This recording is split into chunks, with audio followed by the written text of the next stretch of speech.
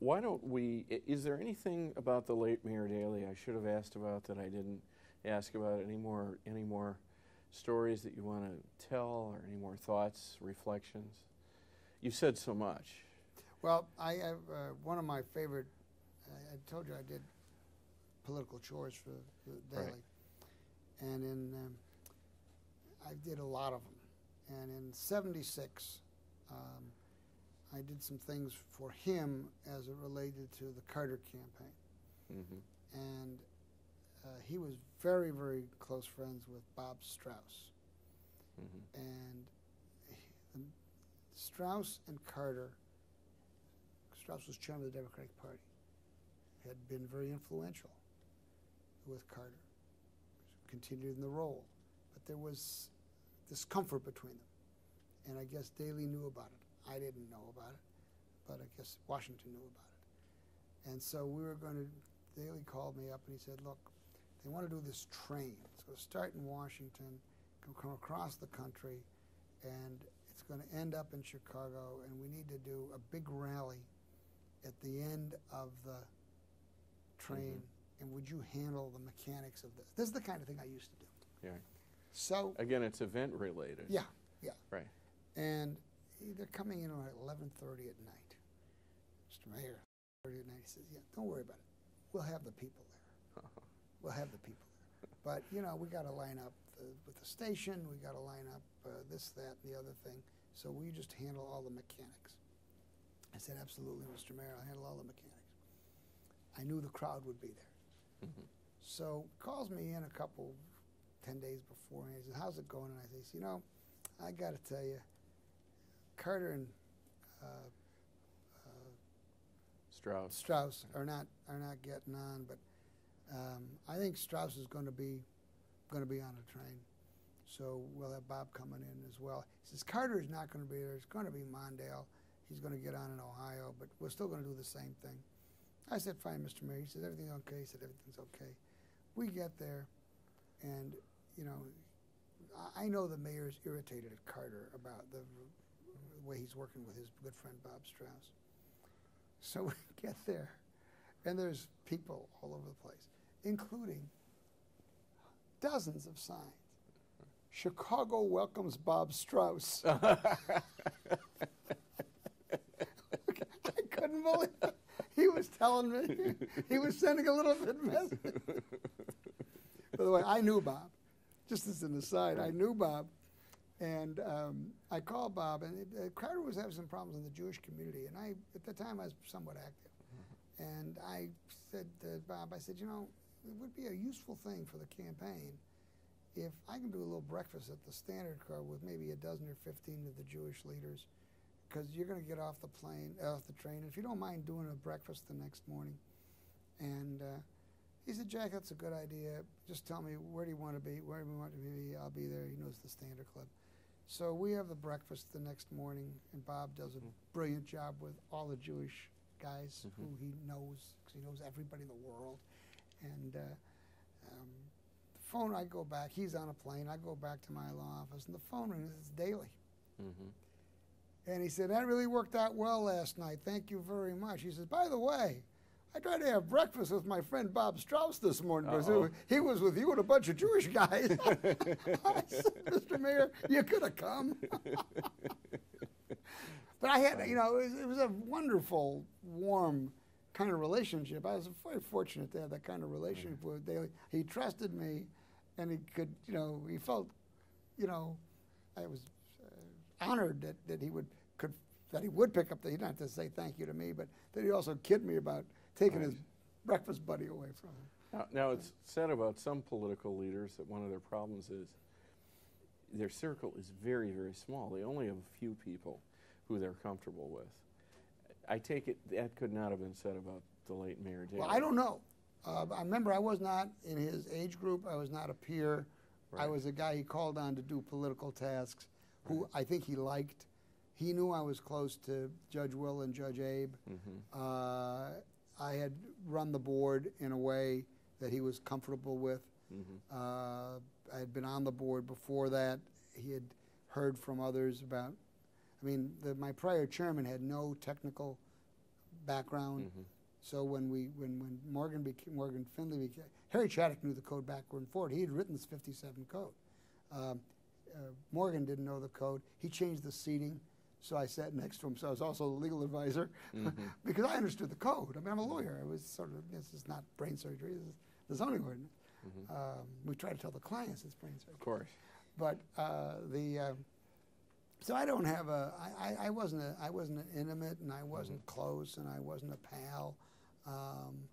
I didn't, get invited to the house and have a coffee or a brandy with him. Abe did, Yeah. but Judge Will didn't either. Right. I mean, Judge Will was very, very, a very important part of his election back in '59, but Judge Will didn't have that kind of relation. So I think he too had a small coterie of people. A very close friend. Yeah. Right. Yeah. Well, why don't we circle back to the life of Jack Guthman, if you don't mind, and start with your family and your birth. Well, I was born in 1938 in Cologne, Germany, which was not a propitious time for a family to have a Jewish baby. And I was not well when I was born, and my family wanted to get out, and we got out. My dad, who was very successful there, had the wherewithal, had to leave everything behind to buy us out through Rotterdam. And what had been his business? He was in the fur business, not as a furrier. He sold pelts to furriers. He was like a wholesaler. Very successful. Had to leave all behind. It was a capital-intensive business. Never succeeded in America, sadly. So we came over. We landed on the 31st of December, 1939. We were brought in because you had to have somebody vouch for you. Right. And I had. And by now the war had begun. The war had begun when we got on the boat. Really? For the Low Countries.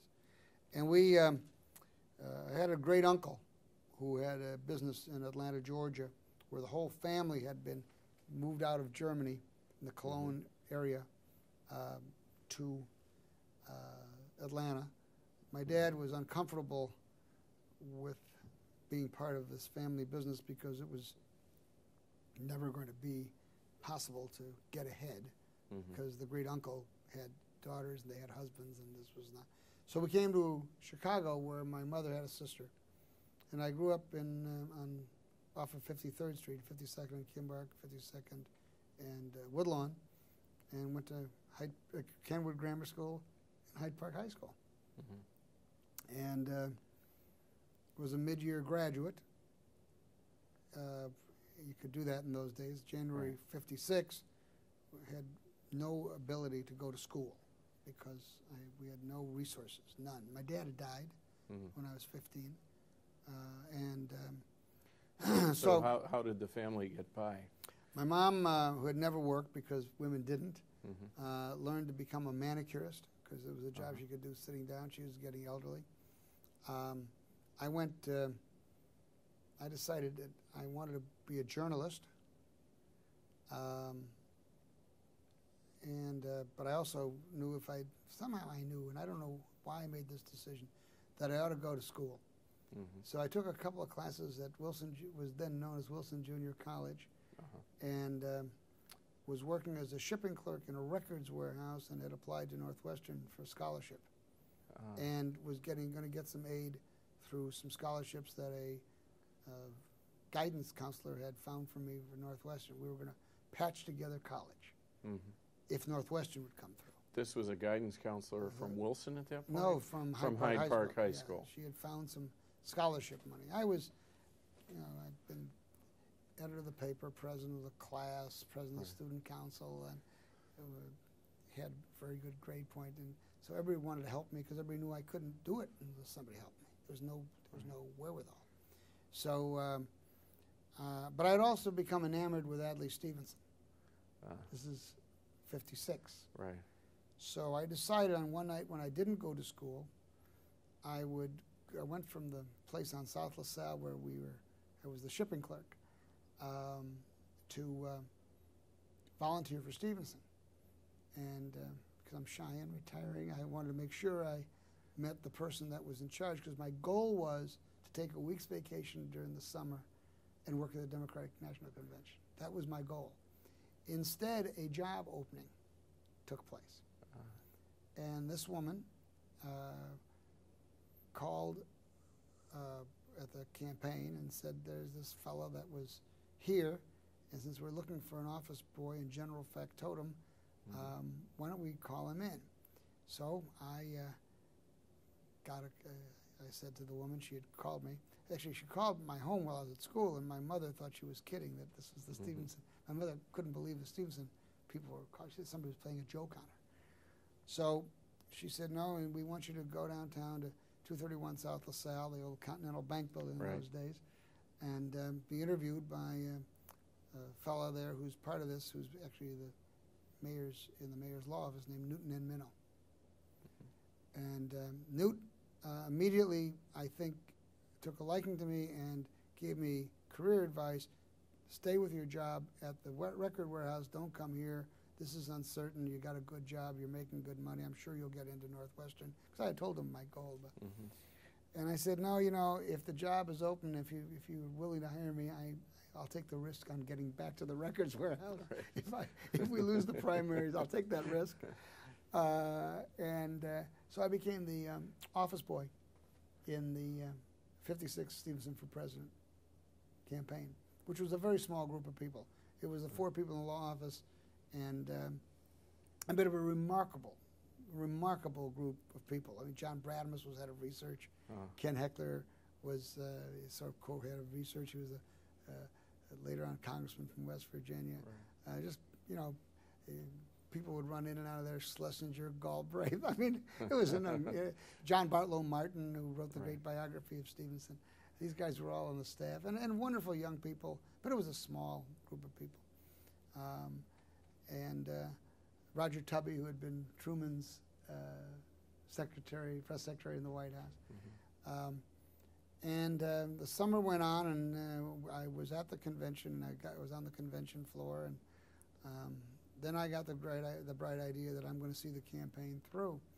And I had become very close to the Secretary of State of the state of Pennsylvania, who was our campaign chairman, James A. Finnegan. And Mr. Finnegan and I had a real nice friendship. I mean, he was 35 years older than I, 40 years older than I was. He had taken a liking to me.